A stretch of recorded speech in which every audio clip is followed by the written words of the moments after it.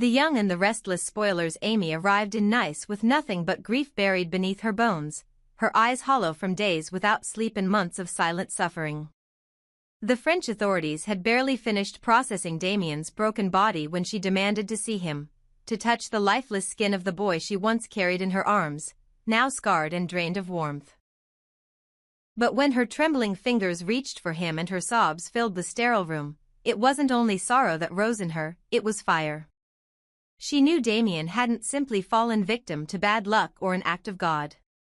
She saw the bruises, the marks of restraint, the signs of a struggle no one could explain. And deep in her bones, she knew what they all refused to admit. Damien had been murdered. Carter may have wielded the weapon, but he was just a shadow of the real force pulling strings behind him. And that force, she suspected, had the name Cain Ashby.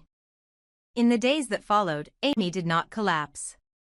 She did not sink into the arms of grief or allow herself to be pitied.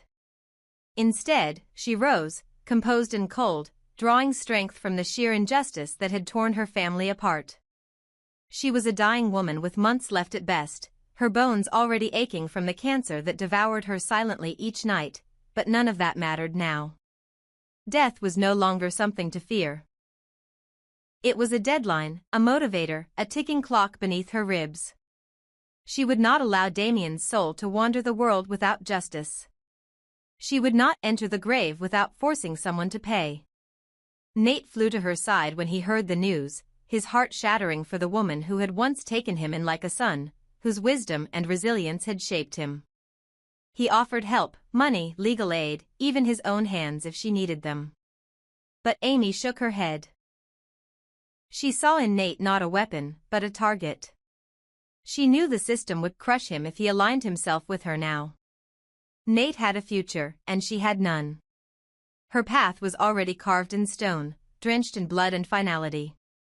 She pushed him away gently, lovingly, but with finality. If vengeance were to be exacted, it would be hers and hers alone. For weeks, Amy worked quietly in the shadows. She made contacts, paid informants, uncovered truths that had been buried beneath layers of lies and digital erasure. She followed money trails that looped back to Cain's estate, uncovered communications between Carter and someone using a burner phone registered in the same region. Bit by bit, the pieces began to form an outline of betrayal and manipulation. She didn't need a confession, she needed confrontation, one soaked in truth, pain, and consequence. And so, when the night came, it was not without preparation. Carter and Cain, both unaware of the trap closing in, woke to find themselves bound in the dark concrete cellar of an abandoned chateau on the outskirts of Nice. Their hands tied behind them, legs restrained, mouths dry and heads pounding from the sedatives Amy had slipped into their drinks. It wasn't hard, Carter was arrogant, and Cain, despite his paranoia, had let his guard down thinking the storm had passed.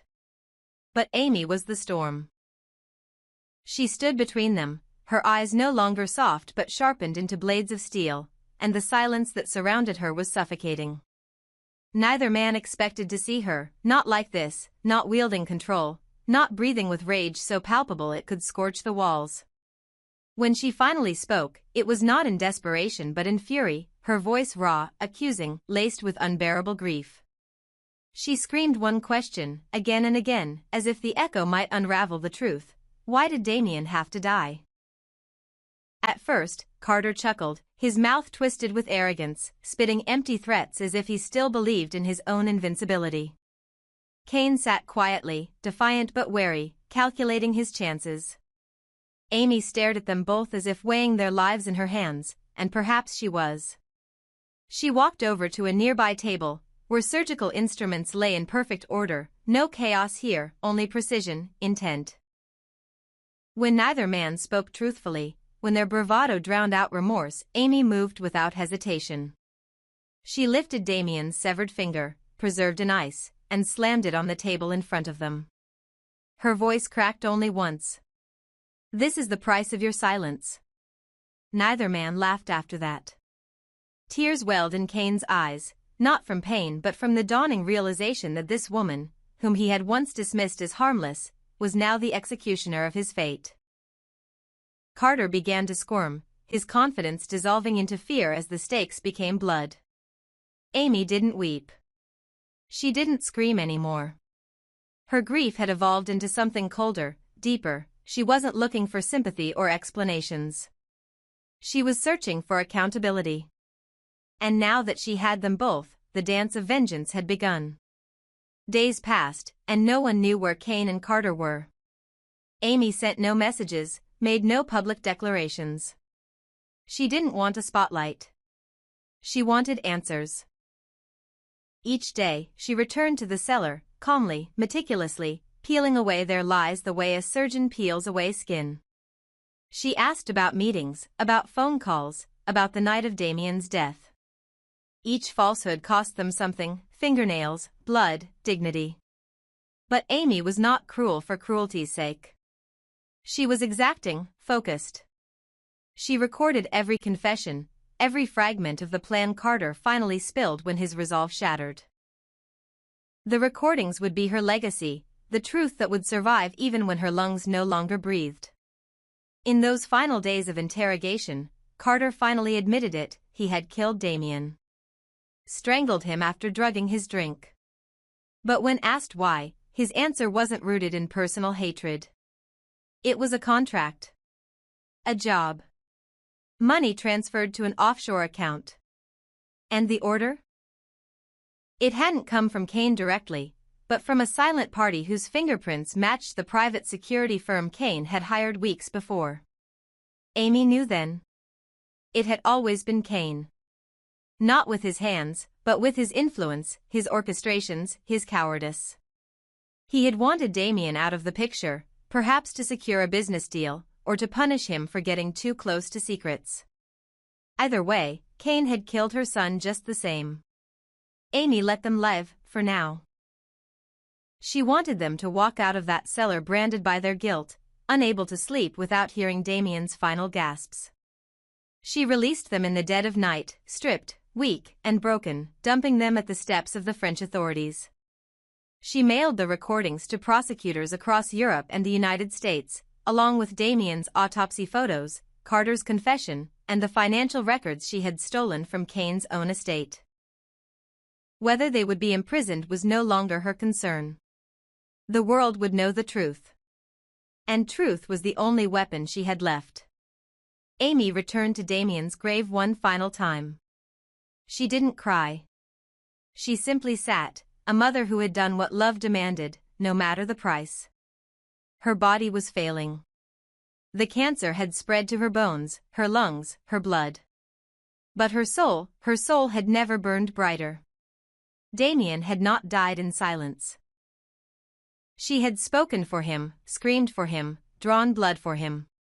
And now, with her mission complete, she could face the end not as a victim, but as a warrior.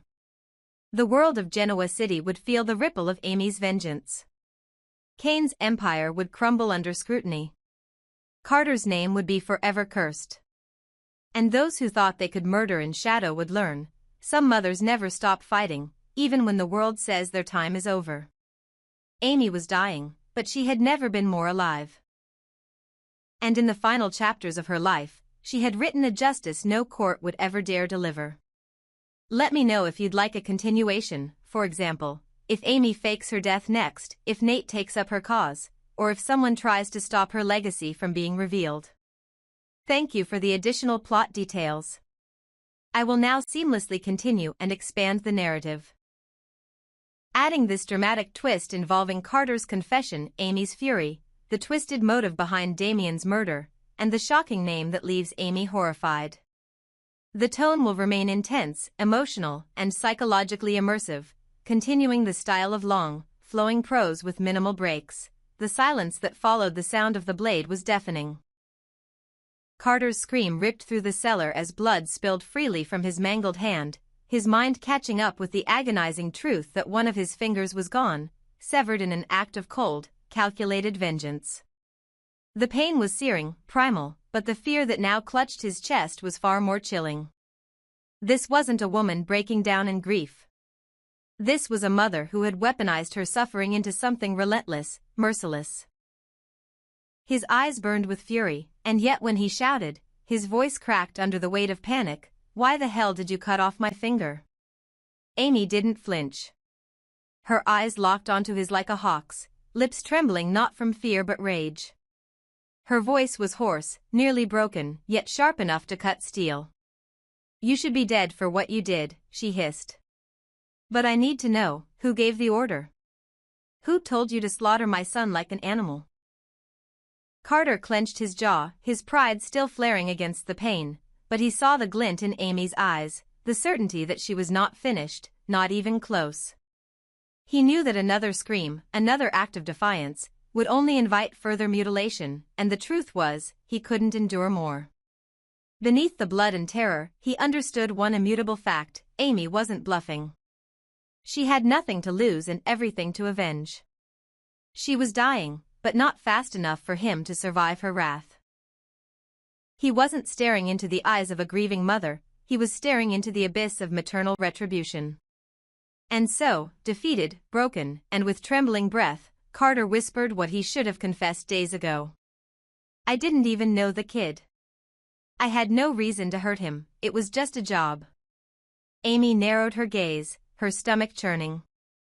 "A job," she spat. "You murdered my son for money?"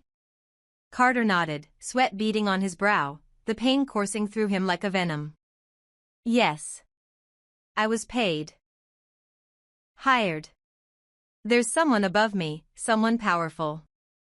I don't know his real name, not exactly. We all called him the boss. He wanted Damien gone, not because of something Damien did, but because he was in the way." Amy's heartbeat quickened. "In the way of what?" Carter hesitated, then closed his eyes, whispering as if afraid to speak the name aloud. He wanted Kane and Lily to get back together. Damien. Damien was getting too close to Lily. They were reconnecting. There were feelings. The boss saw that as a threat. Said if Damien stayed, he'd ruin everything. So I was told to make it look like a tragic accident. Quick, clean. No mess. Just one loose end tied up. The air in the cellar shifted, the temperature somehow dropping despite the heavy blood in the air. Amy staggered back a step, as if the truth had physically struck her. Her mind raced. The idea that someone had Damien killed not out of hatred, but convenience. Because his presence interfered with some grand romantic agenda, was monstrous. Damien had been a gentle soul, brilliant and loving, full of promise and humanity, and yet someone had seen him as nothing more than a chess piece to be removed. Her lips parted, breath shallow. "Who is the boss?" Carter lifted his head slowly, and with haunted eyes, he said the name. And Amy's entire world stopped. The name wasn't just a name. It was a bomb, a revelation that cracked through every wall she had built to keep herself focused, sane, composed. She had expected a corporate rival, a jealous lover, maybe even someone from the Newman family. But the truth was far more terrifying. This wasn't just about romantic reunions or emotional manipulation. It was something larger, more calculated. It was someone who had embedded himself deep in Genoa City's power structure, manipulating love, grief, and alliances like threads in a grand, grotesque tapestry. Amy didn't cry. She didn't scream. Her knees gave out, but she caught herself on the table, her fingers curling around the steel frame to stay grounded. The final puzzle piece had clicked into place. Damien's death was not only intentional, it was strategic. A calculated move to orchestrate the return of a golden couple, to eliminate an obstacle in a narrative that someone else had authored. And her son had paid with his life. Her breath came in ragged gasps now. She turned her back to Carter, who slumped in his restraints, unsure if he had spared himself more pain or doomed himself further by speaking the truth. Kane, still bound, watched Amy with a mixture of dread and disbelief. He had never imagined the depths of her fury. He had underestimated her from the beginning. He had treated her like an afterthought, a grieving woman fading in the shadows of her illness. But now, he saw the full force of what she had become. A force that could no longer be controlled. Amy wiped her face with a blood-stained cloth, standing taller despite the weight of what she'd heard. The name Carter had given her would haunt her to the grave. But now she had what she needed. The proof. The confession. And the rage that would carry her through the next act. Because this wasn't the end. It was only the beginning. The name spoken in the dark had triggered something irreversible. A reckoning. A storm that no amount of denial, power, or distance could escape. Damien had died because someone played God. Now Amy would show them the cost of divine interference. She turned back to Carter and whispered, "You just gave me a gift. But gifts don't erase crimes." And then she raised the knife again. Would you like me to continue the next segment, perhaps Amy's next steps after the name is revealed, or the fallout in Genoa City as she prepares her final move?